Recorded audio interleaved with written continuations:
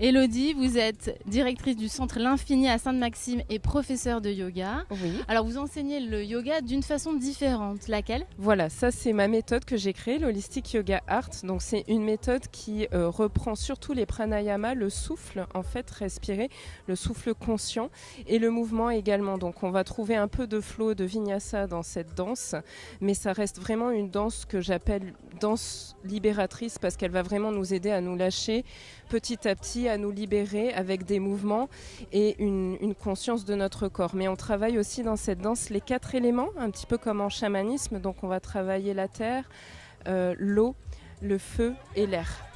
Comment c'est venu à vous? Comment vous avez eu l'idée de cette méthode? Alors moi c'est vrai que j'ai beaucoup voyagé, j'ai rencontré beaucoup de chamans un petit peu à travers le monde et c'est ce mélange en fait, j'ai intégré dans le yoga l'aspect chamanique pour amener les gens plus loin, à plus de liberté, à plus de lâcher prise et plus d'ouverture de cœur aussi. Voilà. Qu'est-ce que c'est que le chamanisme? Ah, le chamanisme, c'est un grand mot. C'est compliqué. Et en même temps, c'est très vaste et c'est très beau. On va dire que si je devais donner vraiment une image du chaman, ce sont des personnes qui sont en lien avec la nature, en lien avec les éléments et qui savent vraiment écouter la nature et utiliser tous les principes actifs. Et l'alchimie de la nature, ce sont vraiment des alchimistes qui vont utiliser la nature dans le visible et dans l'invisible pour guérir et soigner l'âme. Pourquoi vous vous êtes dirigée vers ça? C'était un appel, c'était vraiment un appel. C'était quand? C'était il y a à peu près une dizaine d'années. Alors moi, c'est vrai que j'ai vécu à Iquitos, au Pérou. Et à l'époque, j'ai eu beaucoup de propositions de chamans autour des plantes, mais j'étais pas prête à faire l'expérience. Et c'est revenu à moi par le biais de rencontres, etc.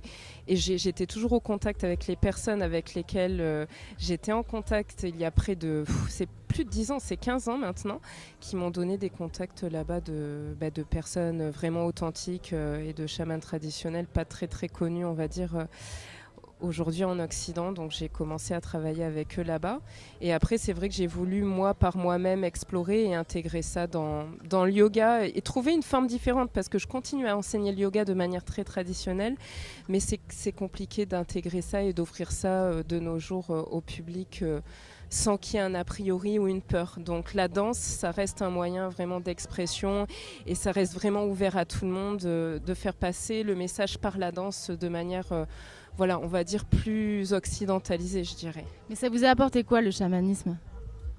Moi, ça m'a apporté vraiment une liberté, une guérison. Ça m'a permis d'aller découvrir aussi mes zones d'ombre, je dirais. Vraiment à savoir qui je suis dans toutes mes facettes, en fait.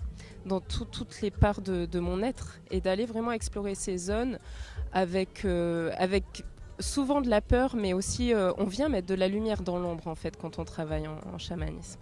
On vient mettre de l'amour dans tout ce qui est nous et ce qui est aussi l'humanité en général, parce qu'on est un en fait, on est le tout quoi.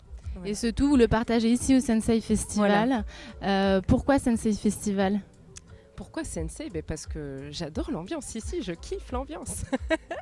Voilà, je trouve que les personnes ici sont très belles, très ouvertes, très dans ce partage et cette simplicité aussi, je dirais. Voilà. On vous retrouve où? Alors à 14 sur Instagram, c'est @elodiehuertas, HUERTAS.